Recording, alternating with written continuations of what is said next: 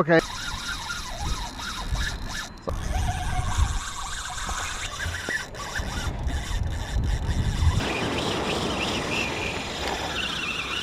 Holy shit.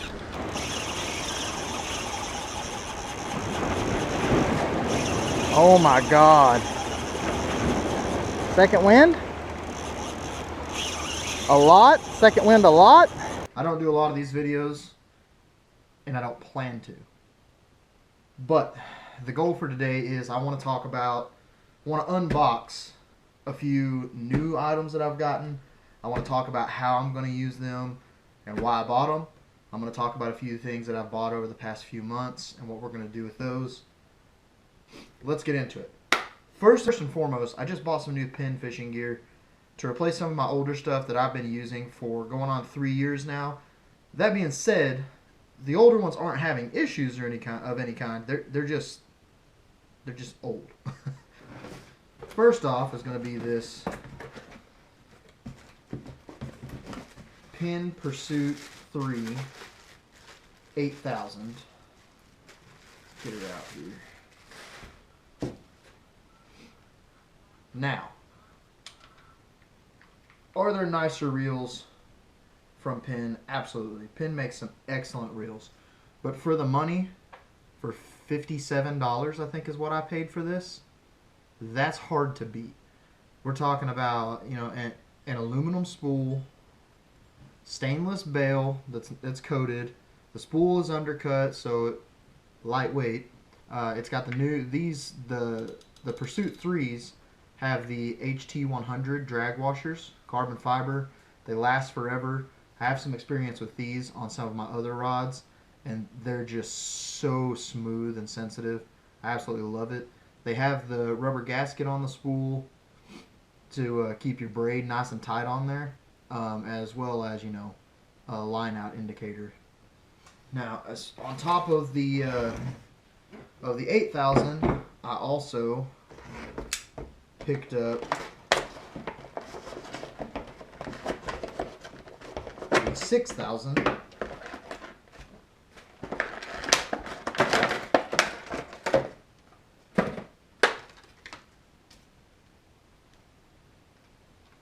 gonna have to switch that handle size. Same concept, smaller reel. I paid $46 for this one.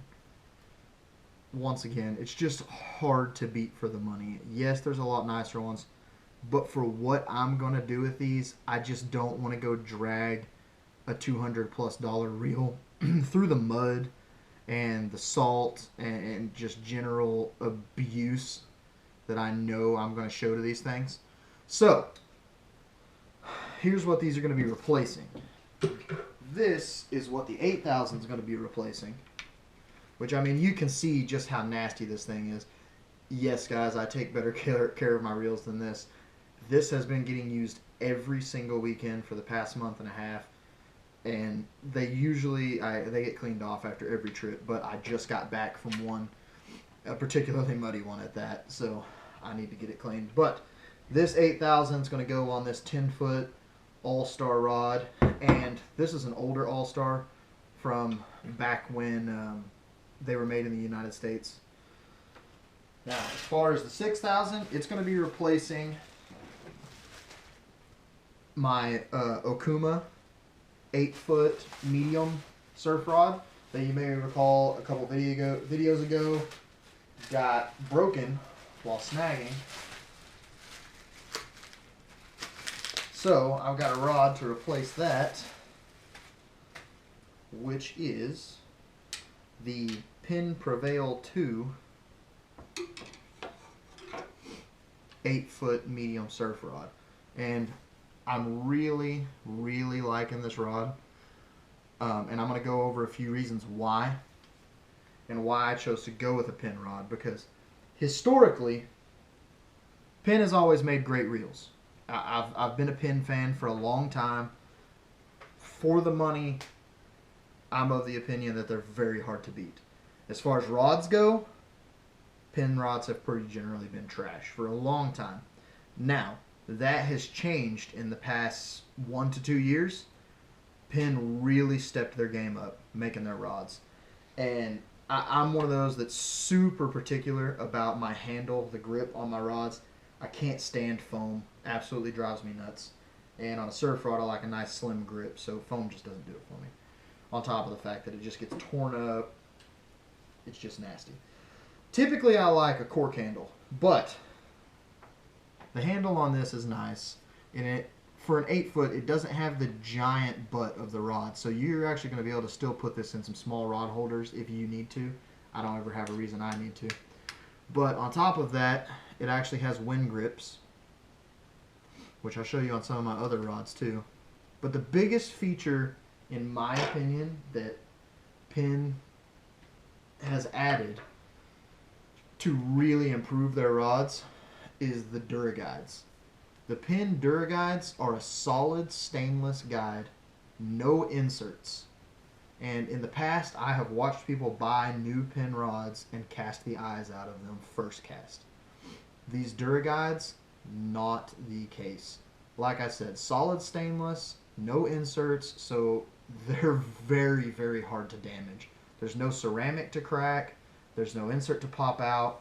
It's just a very, very durable system, and I'm a fan.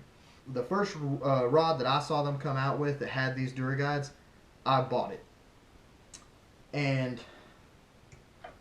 I liked it so much, and I liked the DuraGuides so much, that I actually ended up buying 3 of them. And you can see they've had some use and abuse.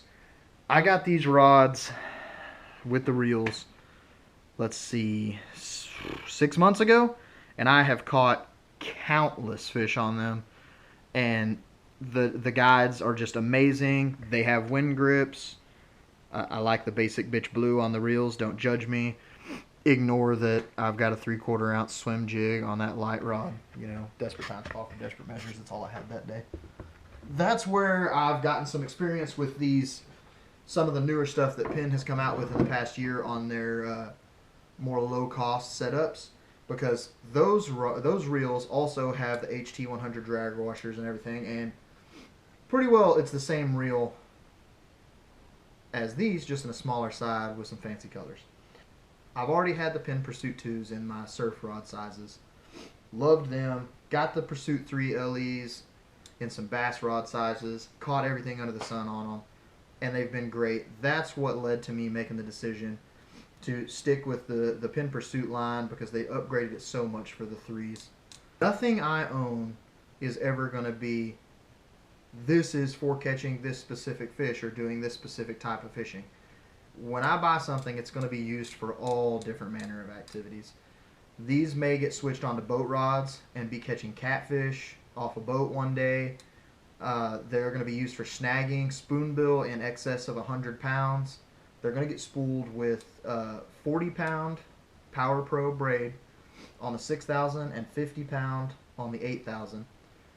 And they're going to get used on the coast a lot, which you guys will be seeing some of that. So I really need these reels to be able to take it all, and I'm very confident that they will. Now, that's going to be it for the unboxing of the reels and the rods, and we're going to move into some other things.